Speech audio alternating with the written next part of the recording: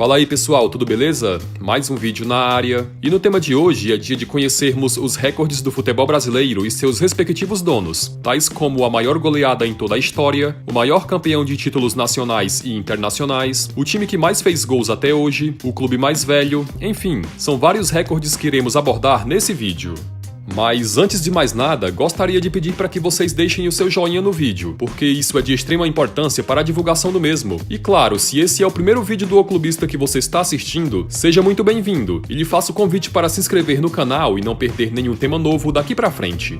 Então, sem maiores enrolações, vamos ao vídeo.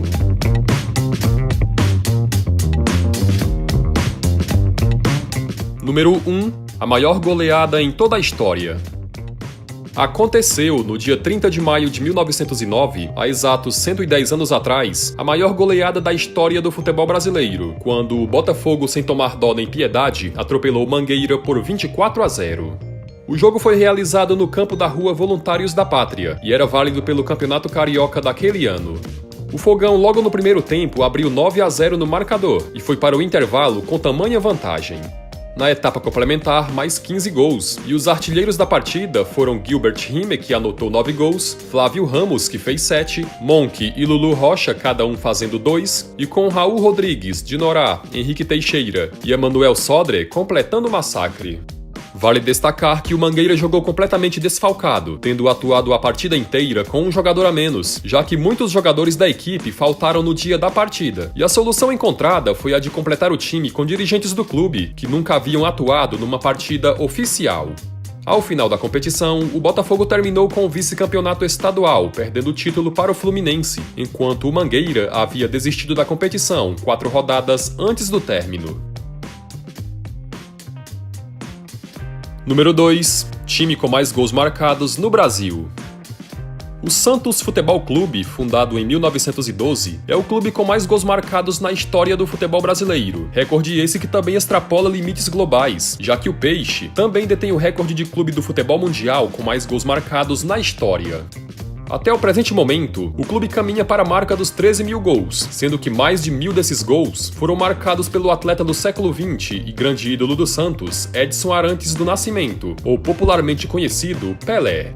Como curiosidade bônus, a maior goleada da história do Santos foi 12-1 sobre a Ponte Preta, em jogo válido pelo Campeonato Paulista de 59. Número 3. Clube com mais títulos nacionais. O Palmeiras, que nos últimos 3 anos foi 2 vezes campeão brasileiro, é o maior detentor de títulos nacionais do futebol brasileiro, totalizando 14 conquistas. Só do Brasileirão, unificado com a Taça Brasil e com o torneio Roberto Gomes Pedrosa, o Alviverde foi 10 vezes campeão, e além do Campeonato Brasileiro, o Verdão ainda foi 3 vezes campeão da Copa do Brasil e 1 vez campeão da Copa dos Campeões. Número 4. Clube com mais títulos internacionais. Com 12 títulos, o São Paulo é o clube brasileiro com mais conquistas internacionais, sendo 3 do Mundial de Clubes, 3 da Copa Libertadores, 2 da Recopa Sul-Americana, 1 da Copa Sul-Americana, 1 da Supercopa Libertadores, 1 da Copa Conmebol e 1 da Copa Master da Conmebol. Número 5. Clube com mais títulos estaduais. O ABC de Natal é o clube do futebol brasileiro com mais títulos estaduais conquistados, tendo sido 55 vezes campeão do Rio Grande do Norte, sendo que a última conquista foi no ano de 2018. O clube também detém o recorde de títulos estaduais consecutivos no Brasil, sendo decacampeão entre os anos de 1932 a 1941. Número 6. A maior sequência de vitórias do futebol brasileiro. O ano de 2011 foi pra lá de especial para o Coritiba, já que o clube foi campeão paranaense invicto e ainda chegou na inédita final da Copa do Brasil, embora tenha perdido o título para o Vasco. Além disso, o Coxa ainda estava de volta à elite do Campeonato Brasileiro, depois de uma temporada na segunda divisão. Também em 2011, o Coritiba quebrou o recorde de vitórias consecutivas do futebol brasileiro, quando venceu nada menos que 24 jogos, sendo 17 pelo Campeonato Paranaense e os outros 7 pela Copa do Brasil. A série começou no dia 3 de fevereiro, quando venceu o Irati pela 6ª rodada do primeiro turno do estadual, e a última vitória foi no dia 5 de maio, na goleada impiedosa de 6-0 sobre o Palmeiras na Copa do Brasil. O clube responsável por frear o embalado Coritiba foi o próprio Palmeiras, que venceu o jogo de volta da Copa do Brasil por 2-0. Número 7. A maior série invicta do futebol brasileiro. Não só um, mas 2 clubes detêm a marca de maior sequência de jogos sem sofrer uma derrota no futebol brasileiro, e ambos os clubes são do Rio de Janeiro. O primeiro a alcançar esse feito foi o Botafogo, que ficou entre setembro de 77 e julho de 78 sem sofrer nenhuma derrota, totalizando 52 jogos de invencibilidade, sendo 31 vitórias e 21 empates nesse período. A maioria dos jogos do Fogão foram pelo Campeonato Brasileiro, onde ficou 42 jogos invicto, perdendo a invencibilidade no próprio campeonato, após ser derrotado por 3-0 pelo Grêmio. Além do Brasileirão, somam-se 8 amistosos e mais 2 jogos pelo Campeonato Carioca. Já o outro recordista é o Flamengo, que começou a sua série em outubro de 78, durando até maio de 79, sendo que a grande maioria dos jogos foram pelo Campeonato Carioca, onde foram disputadas 33 partidas.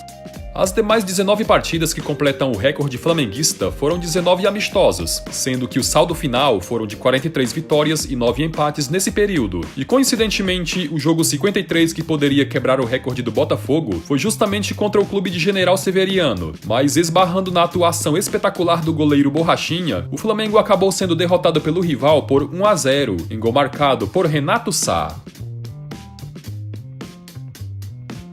Número 8. Único clube a disputar 3 partidas no mesmo dia. Aconteceu, em 11 de dezembro de 1994, um caso único e inusitado na história do futebol brasileiro. O Grêmio, que naquela temporada havia sido campeão da Copa do Brasil, teve de disputar 3 partidas no mesmo dia, e todas elas válidas pelo Campeonato Gaúcho, que em 1994 contou com a participação de 23 clubes, e sendo disputado no método de pontos corridos, com jogos de ida e volta. Inclusive, esse gauchão foi apelidado como o Interminável, já que teve início em março e só foi acabar em dezembro.